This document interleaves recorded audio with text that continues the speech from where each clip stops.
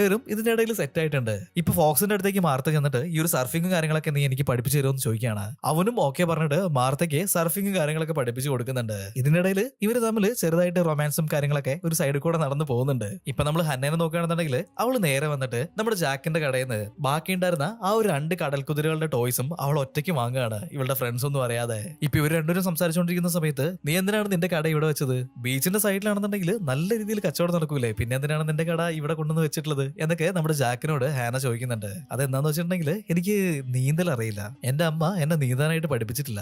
അങ്ങനെ കുറെ കഥകളൊക്കെ ഉണ്ട്, ഞാൻ ഫ്രീ ആയിട്ടിരിക്കുന്ന സമയത്ത് ആ ഒരു കാര്യങ്ങളൊക്കെ നിനക്ക് പറഞ്ഞു തരാന്ന് ജാക്ക് ഇപ്പോ ഹാനോട് പറയാണ്. ഇപ്പൊ ജാക്കിന് തലേദിവസം കിട്ടിയിട്ടുണ്ടായിരുന്ന കായിന്റെ ആ ഒരു ശംഖ് ഉണ്ടല്ലോ, ആ ഒരു ശംഖ് അവനിപ്പോ പുറത്തെടുത്ത് കാണിക്കുകയാണ്. എന്നിട്ട് ഹാനോട് പറയുന്നുണ്ട് ഈ ഒരു ശംഖിന്റെ പ്രത്യേകത എന്താണെന്നറിയോ? എന്റെ അച്ഛന് മെർമെയ്ഡ്സിന്റെ ലോകത്തിനെ പറ്റിയിട്ട് ഒരുപാട് കാര്യങ്ങൾ അറിയാം. ആ ഒരു കാര്യങ്ങളൊക്കെ അദ്ദേഹം എനിക്ക് പറഞ്ഞു തന്നിട്ടുണ്ട്. ഇത് മെർമെയ്ഡ്സിന്റെ ലോകത്തിലുള്ള ശംഖാണ്. 100 വർഷത്തിലൊരിക്കല് മെർമെയ്ഡ്സ് കരയിലേക്ക് വരും. അങ്ങനെ വന്ന സമയത്ത് ഇവിടെ വിട്ടിട്ട് പോയിട്ടുള്ള ഒരു ശംഖാണ് ഇതെന്നാണ് എനിക്ക് തോന്നുന്നത്. ഇപ്പൊ ഈ ഒരു ശംഖിനെ പറ്റിയിട്ടുള്ള കാര്യങ്ങളൊക്കെ നമ്മുടെ ജാക്ക് ഹാനയ്ക്ക് പറഞ്ഞു കൊടുക്കുന്നുണ്ട്. ഇപ്പൊ ഫോക്സിന്റെ വീട്ടിലേക്ക് നോക്കുകയാണെന്നുണ്ടെങ്കിൽ ഇപ്പൊ വീടിന്റെ ഉള്ളിലേക്ക് മാർത്ത കയറി വരുന്നുണ്ട്. അവന്റെ ആ ഒരു വീട് മുഴുവനും അവൾ അങ്ങനെ നടന്നു കാണുകയാണ്.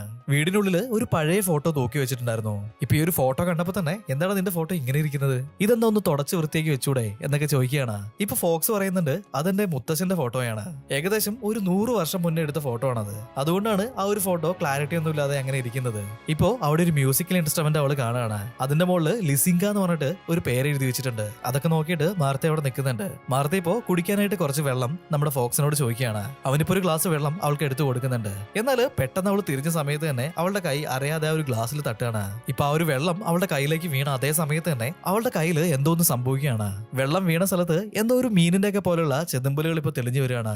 ഇത് കണ്ടപ്പോ തന്നെ മാർത്തയ്ക്ക് ഒരുപാട് ടെൻഷൻ ആവുന്നുണ്ട്. അതുകൊണ്ട് തന്നെ അവൾ പേടിച്ച് കൂവിയിട്ട് ആ ഒരു വീട്ടിലുണ്ടായിരുന്ന പല സാധനങ്ങളും തല്ലി ഉടച്ചിട്ട് പുറത്തേക്ക് ഇറങ്ങി ഓടുകയാണ്. ഇപ്പൊ നമ്മൾ ജൂലിയനെ നോക്കുകയാണെന്നുണ്ടെങ്കിൽ അവള് ആ ഒരു ബാത്റൂമിലേക്ക് വന്നിട്ട് ബാത്ത് ടബിൽ നിറച്ചും വെള്ളം പിടിച്ചിട്ട് അതിന്റെ ഉള്ളിലേക്ക് ഇറങ്ങുകയാണ്. എന്നാൽ ഇവൾ ഈ ഒരു വെള്ളത്തിലേക്ക് ഇറങ്ങിയ അതേ സമയത്ത് തന്നെ എന്തോ ഒരു മാജിക്കൽ ആയിട്ടുള്ള ഒരു ഫീൽ വരുന്നുണ്ട്. അവളെ ആ ഒരു വെള്ളത്തിന്റെ ഉള്ളിലേക്ക് അത് വലിച്ചെടുക്കുകയാണ്.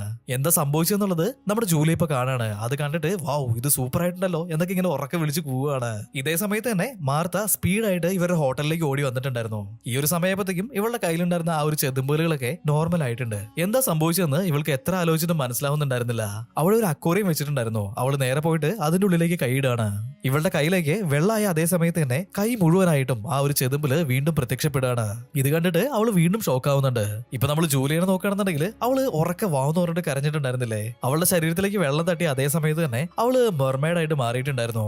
ആ ഒരു കാര്യം കണ്ടിട്ടാണ് ഇവൾ ആ ഒരു എക്സൈറ്റ്മെന്റിൽ ഉറക്കെ കാറി കൂവിയിട്ടുണ്ടായിരുന്നത്. ഇപ്പൊ മാർത്തനെ നോക്കുകയാണെന്നുണ്ടെങ്കിൽ അവള് പേടിച്ചിട്ട് ആരെയും കാണാതെ മുന്നോട്ടേക്ക് ഇങ്ങനെ ഒളിച്ചൊളിച്ച് നടന്നു പോവാണ്. ഇതിന്റെ ഇടയിൽ